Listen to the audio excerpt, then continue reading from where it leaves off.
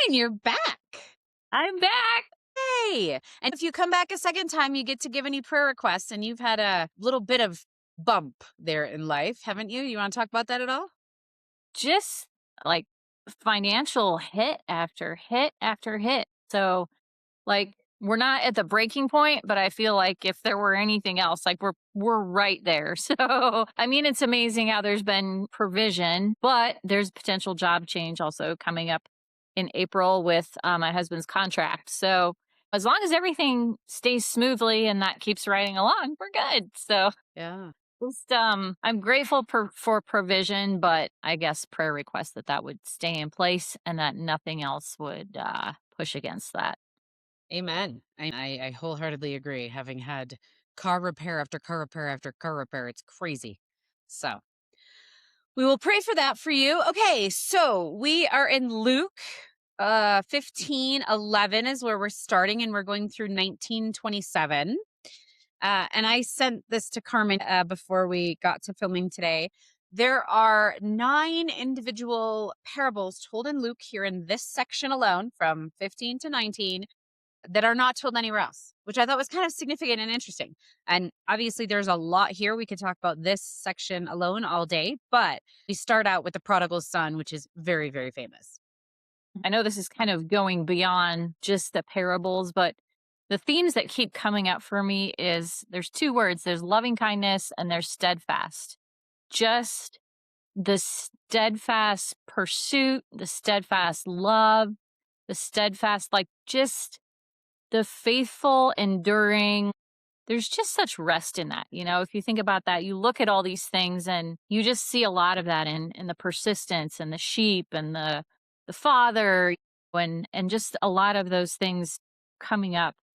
Even the servant and how they handled their money, they were steadfast and loyal and faithful, or they weren't.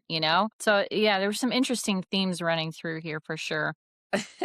I would also like to give a plug for a book by the man of the name of Henri Nouwen. I think it's Nouwen. I'll see if I can find like an Amazon link to the book, and it was very, very powerful. His eschatology isn't anything aligned with mine, but it's it's a book just literally on Luke, the prodigal son parable. And the dishonest manager, I always find that one a little bit more. Obviously, the prodigal son is significant, but the dishonest manager, this is in 16:8. And his Hmm. master commended the dishonest manager because he acted shrewdly. For the children of this age are more shrewd in dealing with their own generation than are the children of light. And I thought, ooh, wow. Like, is he advocating for that? Is he saying to be dishonest? Not in the least. But he is saying that those who are dishonest are going to come out ahead because they're being shrewd. And that's not necessarily a good thing, but it is an interesting commentary here. The children of this age are more shrewd than the children of light. Um, and I don't know what the workings out of that are, I guess. I'd have to ponder that a little bit more, but it was like, because he's not suggesting you be bad. Right. Yeah, I know. This is one of those where you read it and you sit back and you go, there's so much there, but it's like one of those things that it's going to take you a while to dig through the different aspects. Like, what did he mean by that? Like, Yeah. what are the implications of that? Like,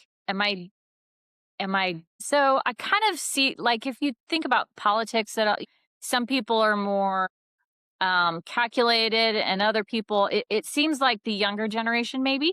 So, okay, I'm going to go somewhere with that. So the younger generation is more the dreamer, the visionary, and the older generation, they tend to be kind of sit back and whatever happens, happens.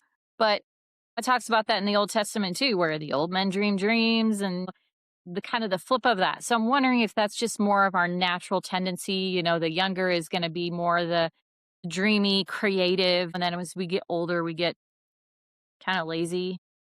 Or set in our, sure. Tired, set in your ways, stubborn. I've done it this way. Why should I change now? Maybe they're hearkening to that.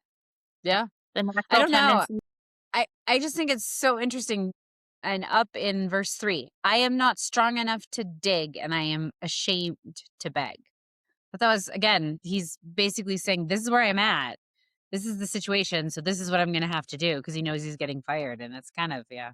Yeah, More there to ponder and chew on, definitely, definitely. than we have time for. Yeah. So the next one, as we go over to the rich man and Lazarus, this one I always find sort of it's eye opening. Is this real? Is this? And I'm not saying it's not real. Jesus uses parables to paint a picture for you because he's using words and he's having to describe things, and we're on this side of it reading them. But you kind of wonder: is this what heaven looks like? Is this what it is? Because you wonder, is that what you're trying to tell me here? Or is this just also a metaphor? This is 1626. Besides all this, between you and us, a great chasm has been fixed, so that those who might want to pass from here to you cannot do so, and no one can cross from there to us. And you think, okay, but that's not exactly what's described in Revelation. I don't know what to do with this stuff. This is also before Jesus died. So after he died, those 3 days where he took the keys of death and unlocked. So there was The potentially a huge landscape shift. There could was have a huge changed. shift in things before or after his death. So Yes. this could have been how it was before, and now it's not like that anymore. I don't know.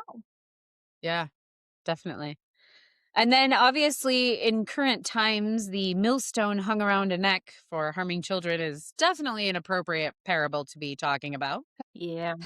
I think that that's just enough of a statement and moving on because it's so gut wrenchingly horrible to even converse about. Yeah. Yeah. No, for sure. And then we have 10 lepers. And of course, we're not 10 made clean, but only one returns. And isn't that the way of things with people and how, whether you get, when you get excited about being translated from the kingdom of darkness to the kingdom of light and what you do with that information and how you live using, knowing, being, are you hard after God, Yeah. basically? Well, and just even the natural tendency of us to live out of a place of ungratefulness. I mean, hello, children of Israel, groaning, complaining, God saves their lives or gives them food or gives them water, and then, oh, we're complaining again. So it's not that they were complaining, but they definitely weren't living out a place of thankfulness, gratefulness. Holy moly, I've just been redeemed. Um, Absolutely. I think that's a very apropos comparison there, that they're a stiff-necked people and they're grumbling constantly. And we'll be getting into Deuteronomy soon where Moses is like, I don't know what to do with you guys. I mean, it's already yeah, happened because it's Deuteronomy and we're going to get to the part where they eventually do grumble. Spoiler alert, because we're going backwards, but it is kind yeah. of funny how that's such a theme and it's still here in the New And they Testament. weren't, and it's not that they were literally grumbling, but they weren't living out of gratefulness either. What I'm saying? It's like it's not enough to it's not enough to just not complain. Yeah, It's also I need to verbalize my gratefulness and my thankfulness. It's not just enough to be like, well, I didn't complain about it. right. No, I think that's another very good one. Yeah. So moving along, again, streaming through here as fast as we possibly can go, you have your unjust judge, which is always another classic of especially anyone nagging in any capacity. Like if you just nag, you'll get it. And again, I don't know that he's necessarily endorsing nagging as such either here. Well, like I said, it's that persistent, it's that steadfast, it's the steadfast love of the Lord never ceases, but there's a persistence there, and there is a I am pushing through and I am not giving up. And sometimes being faithful feels like that, like it's not easy. It's an intentional like banging on the door. It's an intentional squeaky wheel.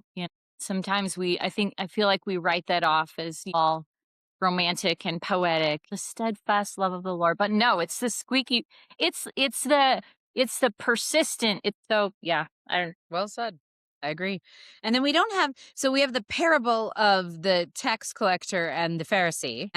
But isn't this just the same thing as the beautiful seats in a synagogue and the whole portrayal of something in terms of airs and graces and pomp and circumstance, as the Brits would say?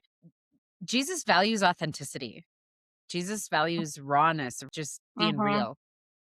And I Yeah. think that that's what's most important in this particular parable, authenticity. Yeah. I feel like you're right there. I don't really have a lot to add, but other than just keep it simple, you know? Yep. And then we have the rich young ruler. Well, the children are blessed in that little section above there, but the rich young ruler is really interesting. This is one that is in other sections slightly adjusted, but in Mark 10:17 to 31 and Matthew 19:16 to 30 is the rich young ruler that that has been taught. And it's a very typical parable.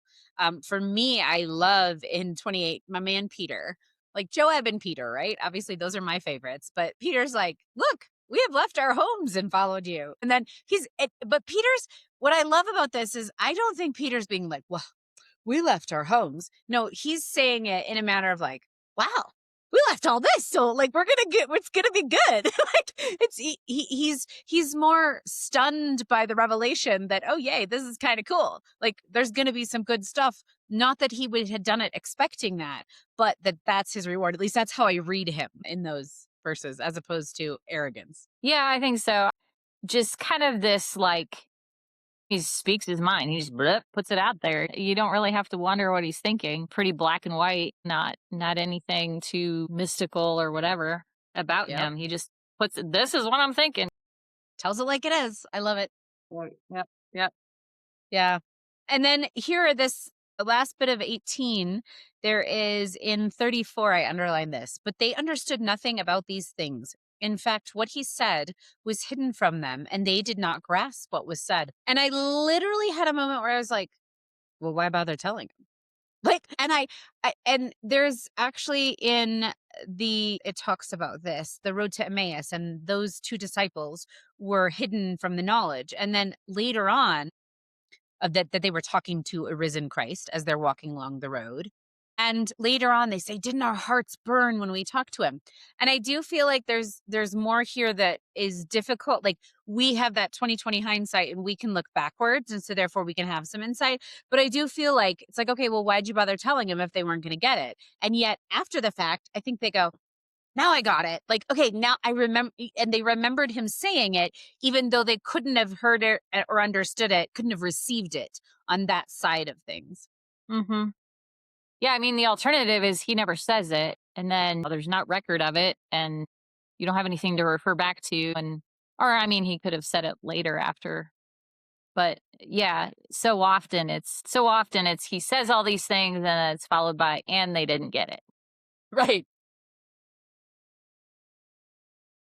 You didn't get it. You Yeah. were kind of dumb. So yeah, I get that. The human condition. Yeah.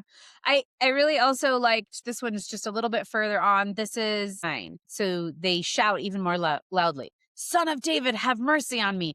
And this is what you were talking about, that squeaky wheel, like contend, fight for your healing, contend for it. Like not just passively sitting, waiting for it to happen. They hear that Jesus is walking by and they start shouting and they don't shut up. Even everybody's like, no, no, no, be quiet, be quiet. They're like, no, shush. It says those who were in front sternly ordered him to be quiet. And he's like, I'm getting louder. And I Right? love that. Yeah. The persistence, just like with the judge and the lady looking for her coin and then just Oh, yeah, I missed that one. Very good. Yeah. Yeah. not sitting down. Yep. Yep. And then we have a couple more. We have Zacchaeus, which always just makes me think of the times that I did as a child go to church, which wasn't very often, but there was a Zacchaeus song day that I Mhm. remember and him in the tree. But the Yep. parable of it's titled, and this is where I find the headers in your Bible like super helpful. I really like this part of that. Although I don't read those, I think sometimes, especially when you're looking for something and you can't quite remember how to phrase it, even the modern AI tools that are available to us to dig for a verse so that you can get your Bible out and look. In my Bible, it's titled The Parable of the 10 Pounds, which is kind of funny to me. What is yours? Do you have one? Do you have a header there? Mine says parable of money usage. Yeah. And in this particular case, I thought it was kind of a funny one. But I loved in 1921, for I was afraid of you because you are a harsh man. You take what you did not deposit and reap what you did not sow. And of course, me being me, I was like, well, that was dumb. Why'd you say that? Like, I mean, okay, maybe you didn't do anything with the talent. Maybe you think that, but you're like saying out loud. But I did do a little bit of research and it talked about that this was blame shifting. Of it has nothing to do with what the servant did with the money. It's, well, he's a bad master. And the master is actually asking, what did you as the servant do? It doesn't matter what your boss is like. He could be the total jerk of the century. He could be inept. What are you doing? How are you acting? How are you behaving? And that's what's important. Yeah. It's not my fault. It's all your fault. Like, Right. not my fault you're a horrible person, you know? Exactly. Yes. All righty. Do you have anything else from there that you wanted to go over? I don't think so. Okay. Then let's head over to Ruth before we get to that Samuel section. Obviously, a classic story and one you can read in 4 chapters. And Yeah. I loved the opening line, in the days when the judges ruled. And Mhm. so that gives you a timestamp, which is super helpful. However, what is super interesting about it is, spoiler alert, the end of the story is Obed, and that is King David's grandpa, Mhm. straight up. So it's like it says in the days when the judges ruled, but we're right about to get King David, and this is what brings about the birth of King David. Yeah, so famine, judges, judgment. Clearly, they were living in a time of judgment. If there was a famine, usually Yeah. that's what that meant. Yep.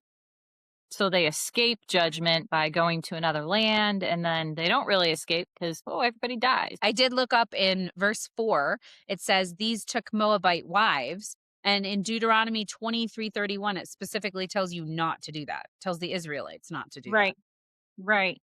Which is interesting because I was reading about that later when Boaz comes into the picture. And when he could have, her having been Moabitess, been like, no way. But the whole redemption story that he was a part of, yeah, there's just a really beautiful picture of redemption there, and just how she handled her Ruth handled herself in not only taking care of her mother-in-law, like she went above and beyond. She honored her in every way possible. And I feel like Boaz saw that and saw her work ethic and her commitment and said, like, I protect that. I put my protection over that. But then he went a step further and said, I'm redeeming this. I'm saving your name. So both of them, I feel like, even though she was a Moabitess and was raised in this particular way, somehow she came into a knowing and understanding of what it meant to honor and to respect and That's very true. to like Naomi said, do this, and she was like, okay, and she went and did it. And then just how she worked hard, like didn't take breaks, and it's very specific in how she worked. She wasn't a desperate woman. She didn't chase other men. She didn't put herself out there as a widow. She set herself up basically for success in how she behaved. And I feel like God honored that. Like, Absolutely. She's named in Jesus's genealogy. And yeah, there are it's the incredible. two that you brought up. May the Lord, this is 2:12. May the Lord reward you for your deeds, and may you have a full reward from the Lord, the God of Israel, under whose wings you have come for refuge. This is when she's working in the barley field. This isn't later on. And then later on, when she does go to the threshing floor at the advice of her mother-in-law, he says, may you be blessed by the Lord, my daughter. This last instance of your loyalty is better than the first. You have not gone after younger men, whether poor or Right. rich. And I did do a little looking up because I was like, all right, well, how old? Because there's all these uh they're extra biblical sources, Jewish sources that say, oh, well, he was 80 and she was 40. And it's Mm, like, what? Like, no. And they do indicate that he might have been as old as 30 or 40, that Boaz might have been, because he has the ability to redeem. He's got these fields, he's doing well in business, and that she could have, or something. But it was just interesting to me that there is definitely a bit of an age gap between the two of them. yeah. But it's, Yeah. I don't know that it was like 30 years or anything weird. Yeah, yeah, I don't it's hard to say. Nothing's mentioned other than older or younger, or the fact that literally calls her out as a virtuous woman, noble character, and not lazy, not greedy, diligent and honoring, and yeah, like you said, intentionally taking refuge under the Lord's wings, and then God provides. Mhm. And then she's given favor, not only not only by God, but among men. And so yeah, it's a beautiful picture. It is. I looked up at, obviously at the start of verse 3, Naomi, her mother-in-law, said to her, my daughter, I need to seek some security for you. And I thought, well, why didn't you do that when you first got there? And so they talked about harvests and when things were happening. And so the estimation is that this would have been because she does barley first and then wheat. So it's both harvests. And so it's supposedly they had been home roughly, the guess is between 2 and 3 months Okay. in Bethlehem, which I thought was really, really interesting timing anyway. And then over Yeah. in 4, you had mentioned this a bit ago. This is the kinsman redeemer. There's someone closer than Boaz. Here in this is actually, so it says the widow of the dead man. So you are also acquiring Ruth, the Moabite, the widow of the dead man, to maintain the dead man's name on his inheritance. At this, the Redeemer said, I cannot, the next of kin. This is in First Chronicles 2:22, and then also it is mentioned about her and honoring her in Matthew 5 and Luke 3:32, in terms of the fact that they're actually adding something. You were supposed to redeem the land, but you did not necessarily have to pick up Ruth until, and Yeah. this time they are, which was Right. interesting to me because they're adding something extra to the law, which is Mhm. what we do all the Yeah. time. Now, it's a beautiful story, and obviously this was the custom at the time, and that protected Ruth and Naomi as a result. So it seems like a reasonable thing to have done. But you'll see that the first guy's like, I don't want to do that because that's and yet this child, Obed, is never talked about as, it's never said, oh, he's Mahlon's son. I mean, yes, in the logistics of land ownership and movement, he is, because that is what Boaz was committing to, but he's Boaz's son, and no one takes that away. Like the fact that he was supposed to be giving Mahlon a lineage is never mentioned other than here. Yeah. Well, what's interesting, and this had never struck me before, is that Ruth gave birth and then Naomi took the child, and it's Naomi's child. And so the thought is that maybe Ruth died in childbirth. And then Naomi became essentially his nurse and raised him. Interesting. Because you don't hear about Ruth again. Right. And just the phrasing of, how Naomi took him. Yeah. So that was Interesting. just a random thing. I was like, oh yeah, it's true. Like she gave birth and then Naomi took the child. Like why would that have happened if she would have been there Could have and, been. Yeah. capable Could of have been. taking care of her own child? So And the well, and thought. this is exactly the thing. The text doesn't say she died, but that's a logical conclusion as a result of how you read that. I think that Uh-huh. could be a good possibility. We don't know, but again, Well, it says there's a son born to Naomi, like, yeah. but there was a son born to Ruth. What happened to Ruth? So Well, anyway. I mean, different versions have it phrased different ways. Yeah. And Yeah, for this sure. is what I was just talking about, that the kinsman redeemer. So, and then the other note I have is the acquire it for yourself. When he says that to Boaz, that's Leviticus 25:25. And again, these are all these pieces that add around with the law and then a specific circumstances and situation. But with Naomi and that, they talk about it because this child took the place of the two sons that she had lost to give her protection, Yeah. but it was through her daughter-in-law. So that's where that's the argument that it wasn't, that Ruth didn't die. But I do find it Mhm. interesting. Yeah, then Naomi Yeah. took the child and laid him in her bosom and became his nurse. Like, why would she be his nurse? Like, where's Ruth? Right?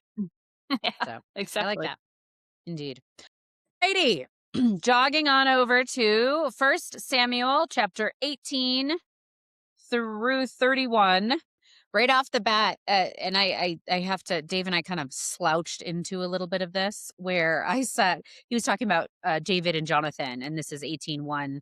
When David had finished speaking to Saul, the soul of Jonathan was bound to the soul of David, and Jonathan loved him as his own soul. And Dave mentioned how awesome that was and how it was Right? so meaningful to have bonds like that. And then we had also talked about in 6:7, Saul has killed his thousands and David his 10,000. So we kind of slouched into that. But I started off by looking up, I was like, the spear thing, right? So Saul throws a spear at David because he's got a demonic spirit attacking him. And I was like, this is how many times? So it actually happens 3 times. The first one is in 1810. Time number 2 is in 1910. And then the third occurrence of the spear throwing is in 2033. But I just thought that was I was like 3 times. Like he is David's obviously getting wise to his shenanigans. Mhm. Yeah, and it's in all of that, like, there's just favor. Like, he just has God's favor. He's got favor with Jonathan, he's got favor with the people, He's got favor with the servants. Like everybody is like, dude, this guy is legit, and yet the harmful spirit comes in and still tries to derail things. Well, and it says it's in 1812, the Lord was with him, but had departed from Saul.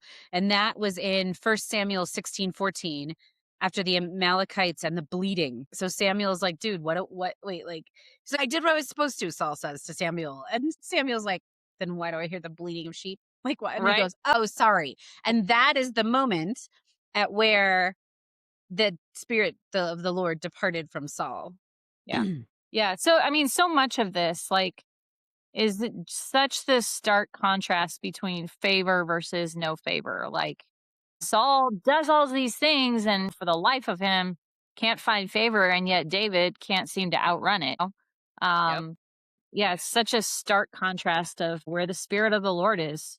There is favor. You're either walking in it or you're not. Amen.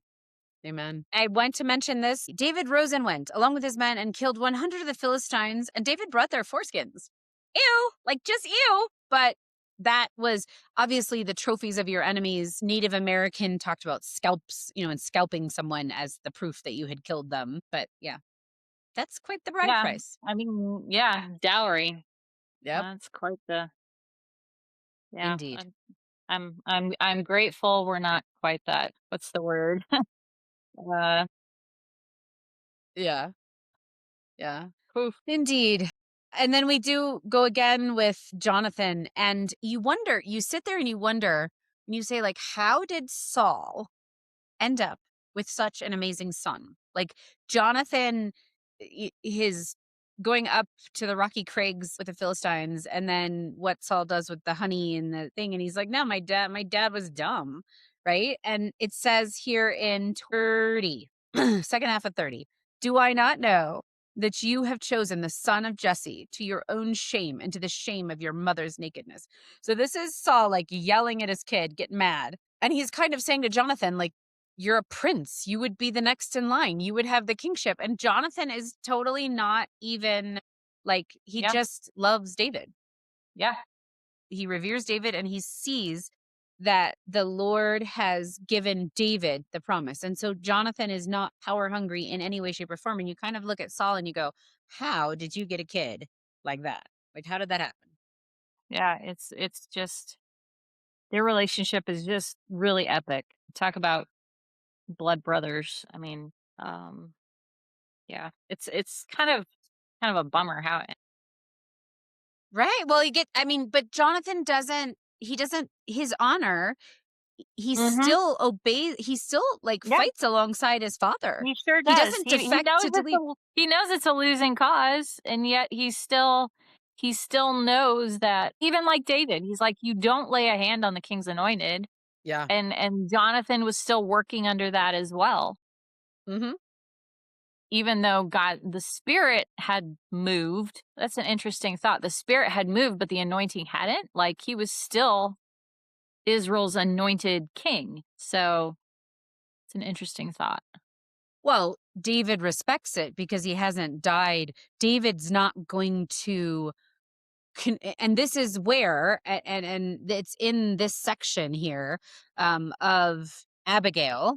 I don't want to jump there yet because we're cruising along there, but he's about to avenge himself with when Nabal and all that happens, and my child's name is Abigail, so it's a good story in my Yeah, opinion. it But is. whereas with Saul, like David is not going to try to accomplish his own kingship by killing Saul. Even though Saul's attempting to kill him, even though he is essentially just defending himself, the cutting of the tassel, and then when he and Abishai go and take the spear and water jug, all those things, he says, no, no, this isn't for me to do. Right. It will happen because it has been prophesied and promised, but I am going to hold to the fact that this man was anointed king. And until he is no more, then I'm not going to make this my own. I'm not going to force the hand of it. Yeah. I mean, what a good testament to waiting on the Lord. Like you already know how it's going to end. You're not there. You're headed there, but in the meantime, you have to run for your life. Right. Right. Well, and so when he runs for his life, he goes and finds the sword of Goliath the Philistine, whom you killed in the valley of Elah, is here wrapped in cloth. This is in 20 verse 9. And I looked that up. It was actually a because it says that when David killed Goliath, he took this Goliath's armor and put it in his tent. And then here it is. Well, how did it get here? What happened? And oftentimes something like that, like this is Anakin, Rephaim, Nephilim armor that would have been worth something, is given as a votive offering. And so Shiloh, when the Ark of the Covenant was taken by the Philistines, and then it was given to Beth Shemesh and then moved to Kiriath Jearim. So Nob is actually in between there. And so the place to go that they're now going to Nob, where they're worshiping and stuff, but that's why it's there, is because it was probably given as an offering to the Lord and wrapped up, which is why it's behind the ephod, which I thought was curious. I wouldn't have Yeah. known that. I'm like, well, how'd that, like, that's kind of convenient, Lord. I mean, the Lord Yeah, does right? things like that. He does. He arranges things in his own time, in his own way. And he's amazing. I'm not saying it's sneaky, but you kind of go, well, that's interesting. Well, because it would have actually been done as a votive offering, which I thought was fascinating. And then it just That is does fascinating. happen Yeah, to be there. just happened. Yeah. So yeah, Keelah, 23. I was kind of annoyed with the Keelites. I mean, they don't turn David over to Saul, but with consulting the Lord, he says, yeah, they will. Dude, the guy came and rescues you, and then you're willing to turn him over? Kind of weird. Whereas the Gibeonites are faithful to Saul because he rescued them. Yeah. Is it you, Carmen? Was it you that I was taught? Were we going in that circle with Saul is of Gibeah? It's the Jabesh Gilead that Saul, the Gibeonite, rescues. Is that the right? Was it you the last time that we did that? I No? don't think so. Okay. Okay. I don't think I thought it so. might have been because Mm. I was remembering talking to you when I said that and did that little circle, but maybe not. But again, it's just, it all connects together. Yeah. Obed is just David's grandpa. That's Jesse's father, and here we are with King David, and yet, yeah, it all connects back to the Bible. Naval. Yeah. Yeah, Dude, he had problem. He has an attitude. Good grief. I mean, the name means fool, so you yeah. should know just by looking at the name that you're my thought would be is, before you get married, like, what does their name mean? Because it can be indicative of things. I'm not in the Bible, it usually was. I'm not saying it's still that way today, but in the Bible, it was often, very often indicative of the person's actual Well, who names their kid shortcomings. Fool? I I know, mean, right? Nabal's mom, like, well, and back in Ruth, I looked up Malon and Chilon, and that's weakness or something, and it's sort of what? This is weird. Like, why would you It name your seems like kid a curse. weakness? Like, why would you curse your children with Yeah. that? Yeah. I have some friends whose son's name is Jonah. And obviously, Jonah is a great prophet, but Jonah runs away. And so they said, yeah, we probably should have rethought that. But in 25:26, this is Abigail talking. Now then, my Lord, as the Lord lives, and as you yourself live, since the Lord has restrained you from blood guilt and from taking vengeance with your own hand. Now, this is all after. So sorry, is it after? Trying to think. I would have to dig a little bit more on timelines, but I'm pretty sure because he's with Nabal's sheep shears and Nabal of Carmel. So they're near Carmel, but he chooses. So maybe Abigail's words here are one of the things that then makes David hesitate with Saul. I don't know. It's like which thing came first. I have to do a little bit more digging, and I didn't. But she's saying, don't do this yourself. Let the Lord accomplish it for you. And David then, especially with Nabal being struck, and 10 days later, and then get this, I was like, okay, so what's happening time wise? I always want these time markers of like, this took 5 years or this took whatever. And Abigail is supposed to mourn for her husband 7 days. So basically, and he gets struck 10 days. So this is like a month later.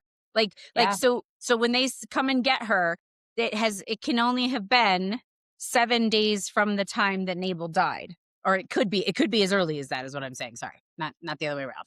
But yeah, so it could have been like a month later. And then in 25:43, David also married Ahinoam of Jezreel, and both of them became his wives. Again with the polygamy. Ugh, weird. Yes. And then I found it really funny in 26. So this is then David said to Ahimelech the Hittite and Joab's brother Abishai, son of Zeruiah. So here's our sons of Zeruiah. And he says, who will go down with me? And Abishai's like, yo, dude, I'll go. Ahimelech didn't want to go. He's like, no, that's kind of stupid. And Abishai's like, yeah, let's do it. Being crazy, being boys, warriors. And so, and I love how in both the cave example and here in 26:21. Then Saul said, I have done wrong. Come back, my son David, for I will never harm you again because my life was precious in your sight today. It's like, yeah, right, dude. I ain't coming anywhere near It's you. such a You're dual throwing stones. personality, man. I mean, he was struggling with this, like, I hate you. I'm sorry. I love you. I hate you. I want to kill you.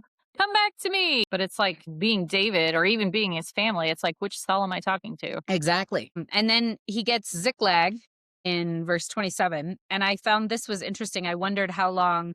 Okay, so he's in Ziklag. Achish trusted David. This is 27:12. David was with Achish, and David and his men were with Achish for 1 year and 4 months. I was like, how do you know that? How do you figure that out? But that's what the machine told me. I was like, all right, so I wrote it down. And I did kind of try to figure out if you have the whole text and you can calculate, like where would they get that? Like, how do you prove that?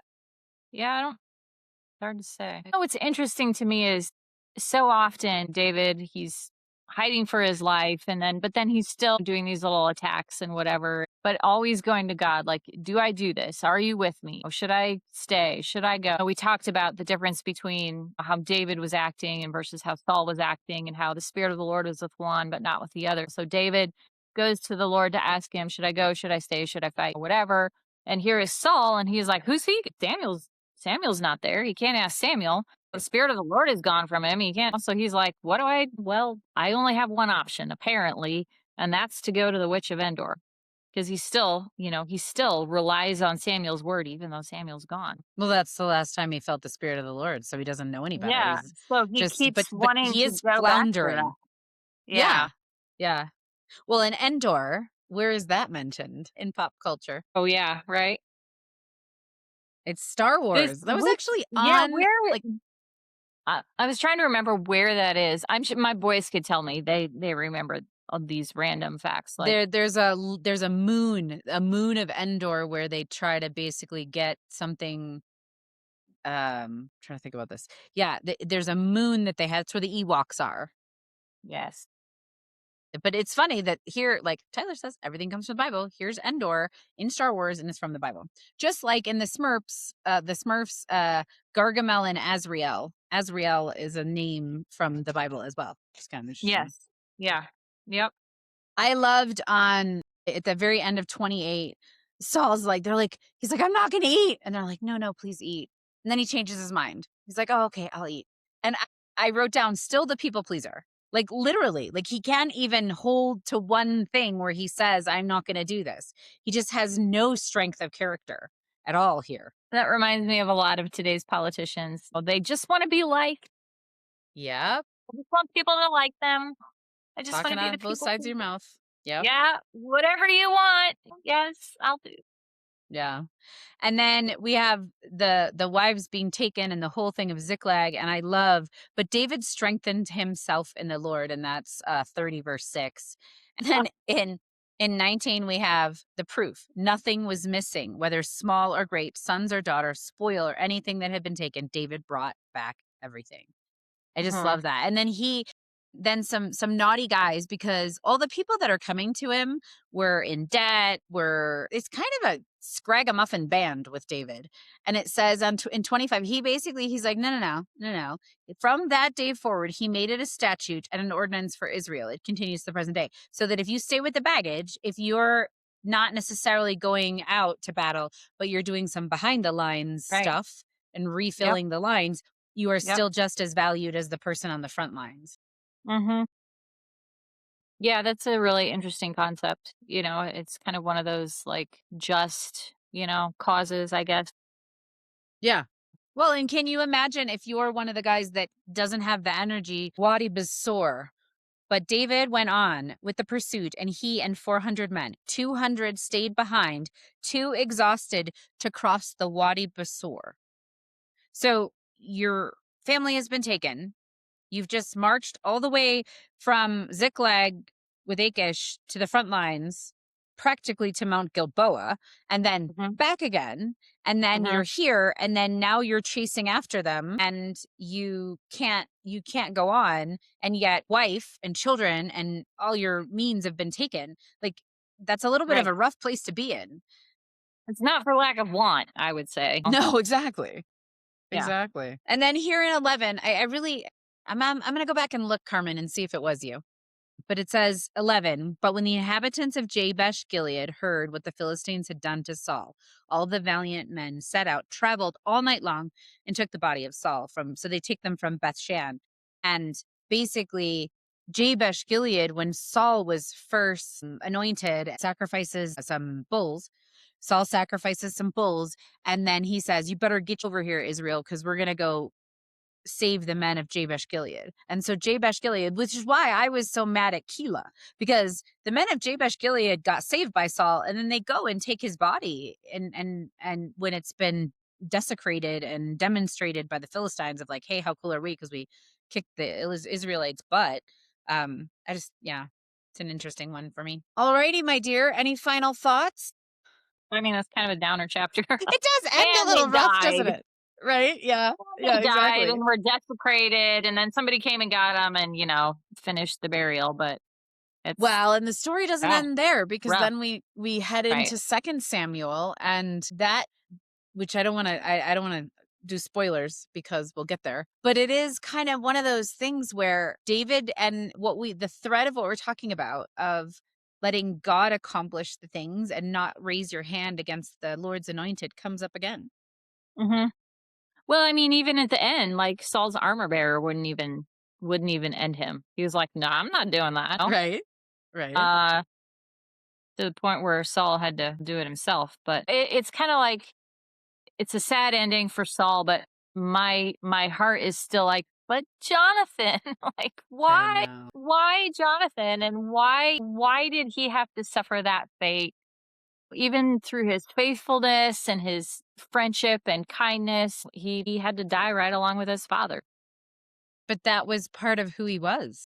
That's why he Yeah, didn't abandon his father. He yeah, didn't go for and say, sure. "But forget you, I'm just gonna hang out with David." He didn't. The character remains all the way through the thread. And this is where you again, which I said before, how did Saul, with the character that Saul has, end up with a son that had the character of Yeah, Jonathan? It just boggles the right. mind. Yeah, yeah, for sure. I mean, if you have an amazing father and your son can go wayward, you can kind of say, "Oh, well, that's thing." But in this case, it's the opposite. It's the father leading in a bad way and Jonathan standing tall for truth Right. constantly, again and again and again. Yeah. Well, I mean, if you think about it, you kind of see that with even with the kings of Israel, so and so followed the Lord, and then so and so forsook the Lord, and then pretty soon, one of his sons raises up and he follows the Lord.